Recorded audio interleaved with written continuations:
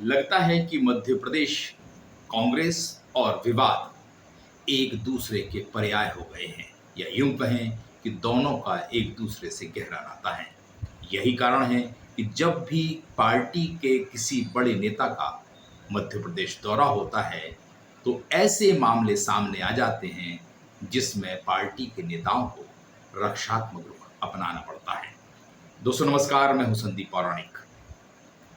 कांग्रेस में इन दिनों सबसे ज्यादा चर्चा अगर किसी बात की है तो वह विधानसभा में टिकट बेचे जाने की है।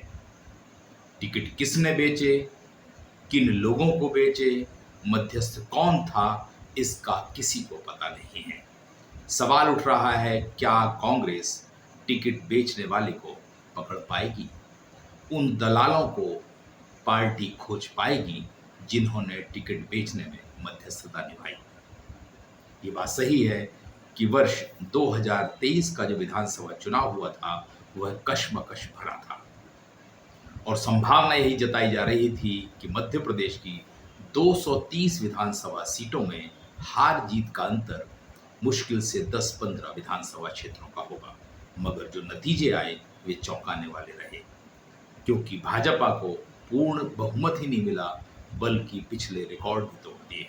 वहीं कांग्रेस 70 से नीचे आ गई और उसके बाद जो चर्चाएं हुई कि पार्टी ने ऐसे लोगों को उम्मीदवार बना दिया जिनका जनाधार नहीं था। उस समय की बात करें विधानसभा चुनाव की तो पार्टी के कई बड़े नेता टिकट वितरण में भूमिका निभा रहे थे। उस समय अध्यक्ष कमलनाथ थे, पूर्व मुख्यमंत्री दिग्विजय सिंह थे और प्रदेश प्रभारी रणदीप सिंह सुरजेवाला थे। इन तीनों नेताओं की भूमिका टिकट वितरण में रही है। पार्टी हाईकमान ने यह कहा कि सर्वे करा रहे हैं और टिकट उन्हीं को दिया जाएगा जो चुनाव जीतने में सक्षम है। लेकिन कई नाम ऐसे आए जिन्हें स्थानीय कार्यकर्ता तो दूर, आम मतदाता भी बहुत अच्छे तरीके से नहीं जानता था और टिकट का वितरण कर दिया गया। तो सवाल तो तभी उठे थे, मगर अब जो आरोप लग रहे हैं वे खुले तौर पर लगाए जा रहे हैं।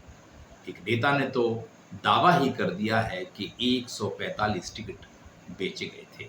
कमलनाथ जी का दोष सिर्फ इतना है कि वो भले आदमी हैं, सीधे आदमी हैं, भोले आदमी हैं। क्या बुराई थी उनकी ज्योतिरादित्य सिंधिया जी से? और कहां सिंधिया जी ऊर्जावान नेता नहीं थे? निश्चित रूप से थे। मध्य प्रदेश के अंदर काम कर रहे थे, ग्वालियर चंबल में अच्छा परिणाम भी दिया था। उनकी कमलनाथ जी से तो कोई बुराई नहीं थी, कमलनाथ जी भी उनसे कोई बुराई नहीं मानते थे। किसकी बुराई थी? किसने कमलनाथ जी के उनके बीच में दूरियां बनाई?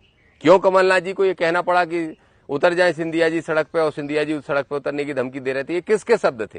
ये एक ही सामंतवादी व्यक्ति के शब्द थे, जो टिकटों को भी सौदेबाजी करता है, जो टिकटों में समझौते करता है, और वही व्यक्ति सिर्फ अपने खुद को स्थापित करने के लिए, अपनी पीढ़ियों को स्थापित करने के लिए कांग्रेस का बंटाढार करने का काम कर रहा है।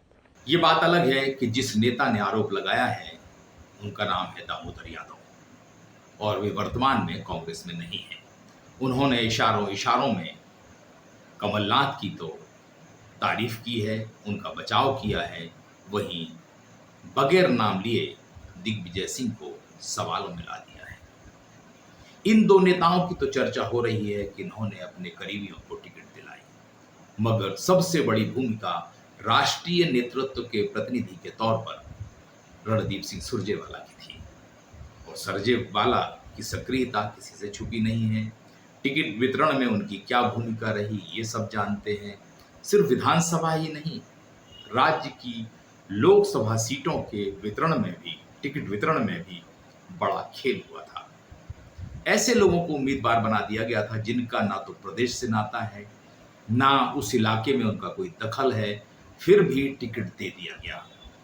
सवाल उठ रहा है कि क्या कांग्रेस कभी बदलेगी, कांग्रेस कभी सुधरेगी और उस दलाल को, उस टिकट बेचने वाले को पकड़ पाएगी? अगर ये बात सामने आई है तो पार्टी को इस मामले को गंभीरता से लेना चाहिए, लेकिन लगता मुश्किल है कि पार्टी ऐसे लोगों को खोज पाएगी। हाँ, ये बात अलग है कि राहुल गांधी भी स्लीपर सेल की बात कर चुके हैं, मध्य प्रदेश के नेता प्रतिपक्ष हों, उमंग सिंगार या प्रदेश अध्यक्ष जीतू पटवारी, ये सारे नेता इस बात को मानते हैं कि पार्टी के अंदर स्लीपर सेल हैं, जिनका बीजेपी से नाता है, जो पार्टी को नुकसान पहुंचाते हैं, और टिकट हों या पार्टी में पद हों, ये सब या तो पट्ठों को मिलते हैं या बिकते हैं। ये पूरी कांग्रेस जानती है। सवाल यही उठ रहा है कि जब सबको पता है कि ये खेल होता है, तो क्या उस व्यक्ति को खोजा जा सकेगा, पकड़ा जा सकेगा जिसने टिकट बेचे थे? कहा तो ये जा रहा है कि राज्य में जो लोग राजनीति करते हैं वो इन चीजों से बचते हैं। हाँ, वो अपने समर्थकों को जरूर टिकट दिलाते हैं, उसके लिए लड़ाई लड़ते हैं, लेकिन जो व्यक्ति बाहर से आता है उसका स्वार्थ, उसका हित और उसकी चाहत कुछ अलग होती है। तो क्या पार्टी हाईकमान ऐसे दलाल टिकट बेचने वाले को पकड़ पाएगी? क्योंकि टिकट वितरण में 3 लोगों की बड़ी भूमिका थी। ये तीनों नेता वर्तमान में कांग्रेस में ही हैं, और कांग्रेस को ये खोजना होगा कि वाकई में दलाली किसने की, टिकट किसने बांटे, पार्टी को हरवाने का काम किसने किया। अगर कांग्रेस ये कर लेती है तो आने वाले चुनाव में ऐसे लोग जो टिकट बेचने का काम करते हैं वे दूर रहेंगे और साहस नहीं कर पाएंगे। अगर ऐसा नहीं हुआ तो फिर दलाल आएंगे, फिर टिकट बिकेंगे, कांग्रेस फिर हारेगी और बीजेपी सत्ता में बनी रहेगी। निचले स्तर का कार्यकर्ता निराश होगा।